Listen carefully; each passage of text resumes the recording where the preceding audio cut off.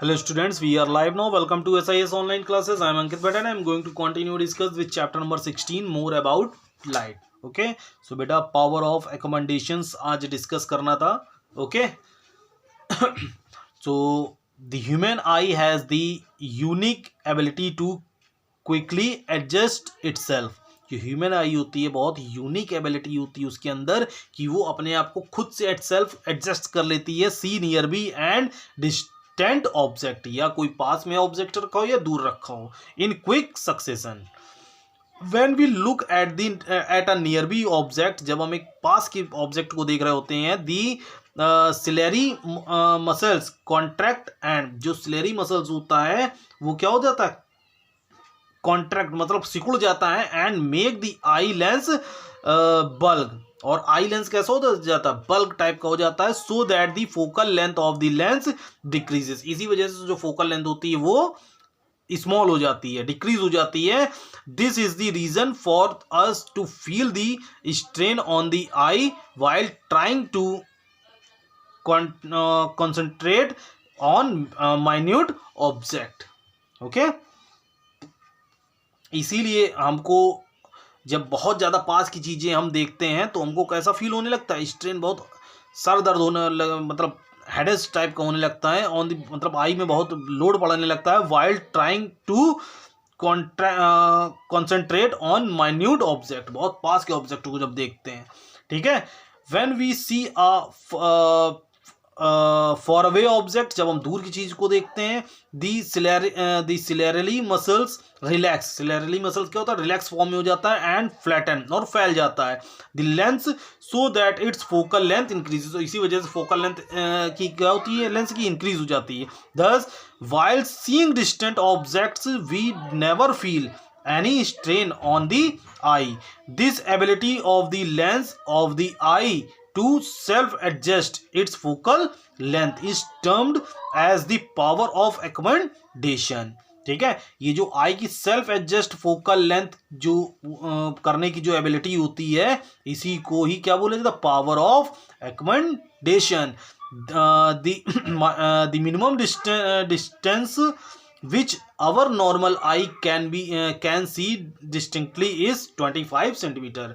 ठीक है, इसीलिए जो मिनिमम डिस्टेंस नॉर्मल आई की रखी गई है वो 25 सेंटीमीटर की रखी गई. मीन्स अगर हम 25 सेंटीमीटर की दूरी से कोई ऑब्जेक्ट को सीन कर रहे हैं तो हमको क्लियर दिखाई देगा, और हमारे जो सिलेरी मसल्स होते हैं या आई पे जो बर्डन होता है वो स्ट्रेन फिल्म नहीं करते हैं. ठीक है, this minimum distance is known as the near point. इसी जो नियर डिस्टेंस को हम नियर पॉइंट बोलते हैं, या least distance of distinct vision.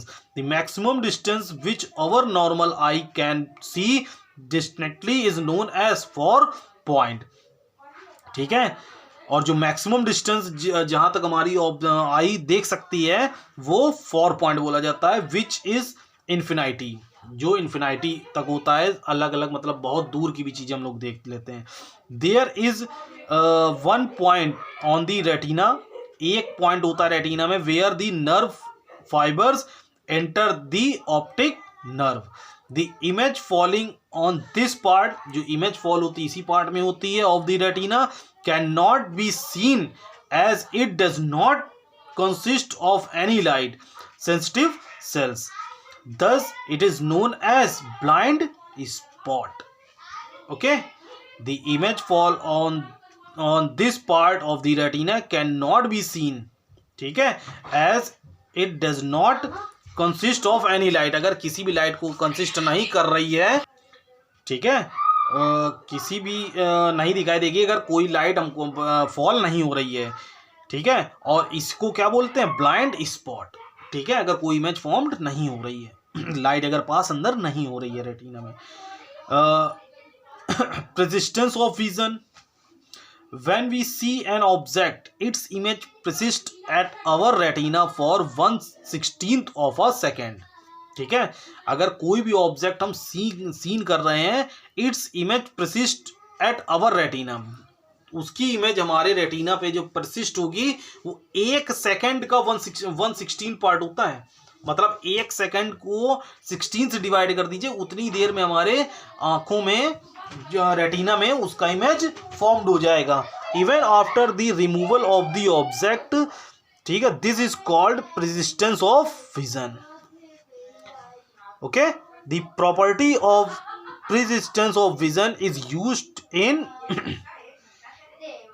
Cinematography. जो प्रॉपर्टी होती है परसिस्टेंस ऑफ विजन की, उसको सिनेमेटोग्राफी में यूज किया जाता है।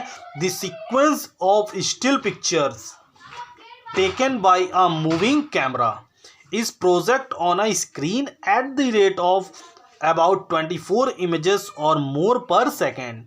The successive impressions of image on the screen appear the merge smoothly into one another to give a feeling of moving image.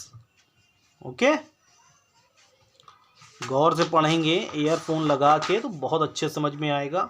चाहे मेरा क्लियर मतलब आपको दिखाई दे रहा हो या ना दिखाई दे रहा हो, आप हेडफोन का यूज़ करके अगर मेरी वॉइस को सुनेंगे और बुक ओपन करके रीड करेंगे बराबर से, तो आपको समझ में आएगा। ओके, सो आज छोटा ही से थोड़ा वीडियो बनाते हैं। ओके, सो बाय, टेक केयर।